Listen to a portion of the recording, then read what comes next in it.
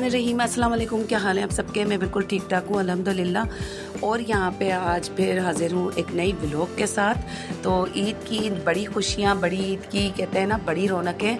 तो माशाल्लाह माशाल्लाह आप देख सकते हैं कि नीचे हमारे कितनी रौनकें लगी हुई थी और कैटल्स में भी जो है वो इजाफा हो गया था। बहुत सारे बकरे आ गए थे क्यूट क्यूट से। और बच्चों की खुशियाँ चेक करें आप, इनके चेहरों पर एक्साइटमेंट।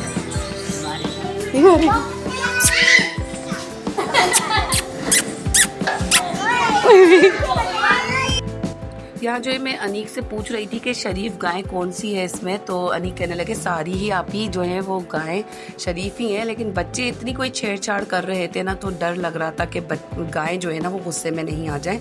तो वो सर घुमा रही थी बच्चों को देख देख के। इतना कोई रश भाग रहा था इर्द गिर्द बच्चों का, इधर से उधर बकरे भाग रहे थे। बकरों की जो है वो डोरियाँ खोली हुई थी शोरों गुल के लिए। और यहाँ जो है ये दिखे रफ़ीक भाई के ये पोता पोती, ये भी दोनों डर रहे थे, कभी डर रहे थे कभी देख रहे थे। और ये इनकी नहीं अल्लाह करे भाई।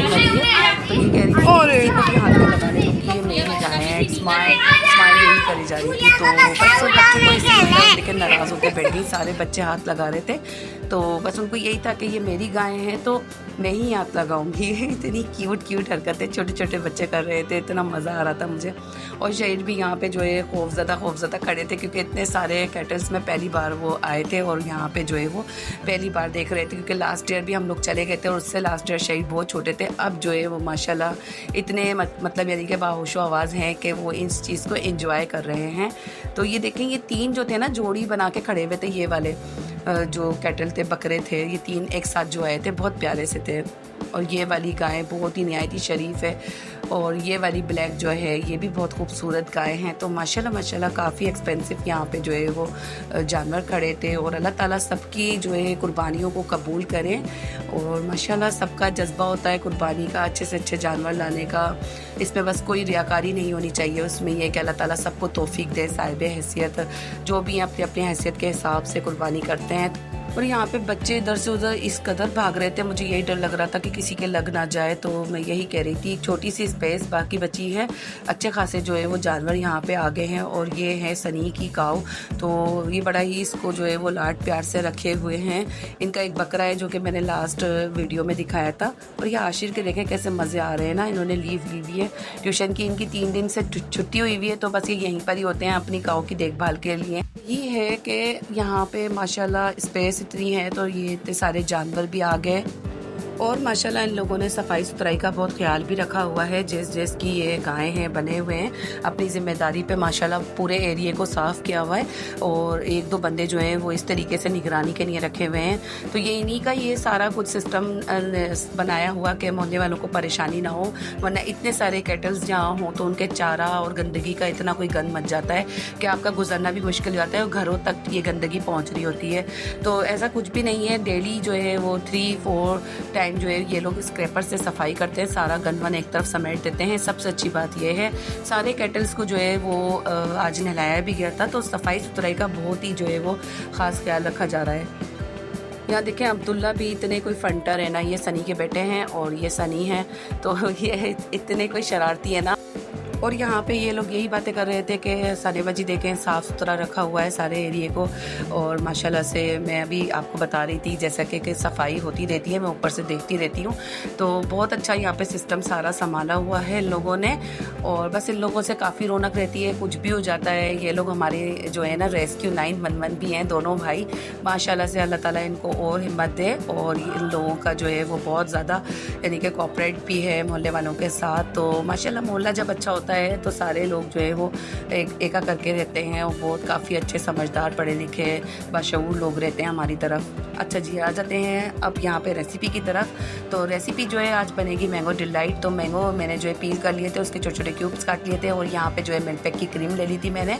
आप लोग कुछ भी ले लिएगा, कोई भी ब्रांड की ले लिएगा, विप क्रीम भी ले लिएगा और विप कर लिएगा तो बहुत ही अच्छी बात है, क्या ही बात है। लेकिन हमारा जो है अभी विप वाला जो टूल है ना वो बहुत ख़राब हुआ हुआ है और अभी तक नहीं आया। तो इन दी एंड यही हुआ कि हमने जो है वो ऐसे ही बनाया। लेकिन ये कि इस बार जो था हमारे पास प्लेन केक भी था जो कि लेफ़्ट ओवर मैंने रख दिया था मैंगो डिलाइट के लिए। और इसको मैं जो है बेस पे बिछा लूँगी।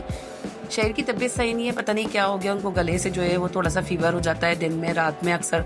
तो बस वो जो है उनका मूड ऐसा ही हुआ है, टेस्ट बट उनके चेंज हुए हैं, तो कुछ भी नहीं खा रहे आजकल। तो बस बच्चे ऐसे ही बीमार हुए हुए हैं। तो अल्लाह पाक अपना बस करम करे, इस गर्मी से हमें निजात दिलाए जैसे तैसे। अच्छा जी, यहाँ पे जो है लेयरिंग लगा दी थी मैंने, एक ही लेयर लगेगी, आप लोग 2 भी लगा सकते हैं इस तरीके से। अच्छा, एक कस्टर्ड की लेयर भी बना के लगा सकते हैं मैंने, लेकिन इतना कुछ नहीं फैलाया, बस मैंने सिंपल जल्दी जल्दी डिज़र्ट बना लिया था क्योंकि गर्मी बहुत ज़्यादा हो रही है। और यहाँ पे एक थोड़ी सी जो है प्यूरी मैंने बचा ली थी मैंगो की, जिससे मैंने जो है डेकोरेट करना था। डेकोरेशन मेरी इतनी कोई ख़ास हुई नहीं, लेकिन फिर भी जो भी था जैसा भी था मैंने टॉपिंग पे उल्टा पुल्टा जो भी था मैंने स्टिक की मदद से फिर इसको डेकोरेट कर दिया था। इस तरीके से स्पैचुला से जहाँ जहाँ ये गिरेगा इसको गिरने दें, जैसे जैसे ये चाहें तो आप इस पर ड्रॉप भी लगा सकते हैं और उसको जो है वो शाशलिक स्टिक की मदद से या टूथपिक से जो है आप साफ सी उससे आप इसको इस तरीके से सारे डिज़ाइनिंग कर सकते हैं, मर्ज कर सकते हैं। तो बस मैं यहाँ पे जो है सारी डिज़ाइनिंग कर लूँगी। और ये रिज़ल्ट हमारा रेडी था चिल्ड होने के लिए, और ये ठंडा होकर बहुत अच्छा लगता है। आप लोग भी बनाइएगा अपने घर वालों के लिए। और केक जो था वो अभी भी इतना मॉइस्ट था ना, तो माशाल्लाह से आज तीसरा दिन था केक का और बहुत अच्छा ये केक निकला था। मैंने कबर्ड में ही रखा था, फ्रिज में नहीं रखा था, फ्रिज में हार्ड हो जाता है, ड्राई हो जाता है, और एयर टाइट मैंने जार में रख दिया था इसको। अब ये हमारा डिज़र्ट जो है वो चिल होने के लिए रेफ्रिजरेटर में रेडी है। तो जब तक कि ये बिल्कुल चिल नहीं हो जाएगा ना तो आपने निकालना नहीं है। तो लाइटों का इशू बहुत ज़्यादा है, वरना ये बिल्कुल हार्ड और थिक सा हो जाता है। यहाँ पे 6 पीस में काट लूँगी। और खाने के बाद हमने ये बहुत मज़े का डिज़र्ट एंजॉय किया था। आज की रेसिपी आपको कैसी लगी मुझे ज़रूर बताइएगा।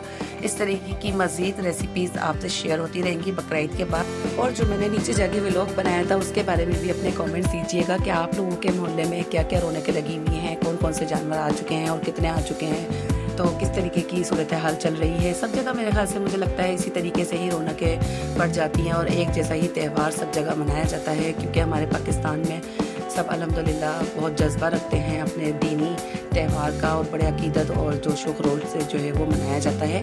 तो यहाँ पे डिज़र्ट हम इंजॉय कर लेंगे। आज की रेसिपी और व्लॉग कैसी लगी ज़रूर कमेंट बॉक्स में अपना बताइएगा फीडबैक, और मिलते हैं नेक्स्ट रेसिपी के साथ नेक्स्ट व्लॉग में। जब तक के लिए keep watching Sania Ahmed vlog. अपने और अपने प्यारों का बहुत ज़्यादा ख्याल रखिएगा और मुझे भी दुआ में ज़रूर याद रखिएगा। मिलेंगे नेक्स्ट रेसिपी में, जब तक के लिए अल्लाह हाफिज़, बाय बाय।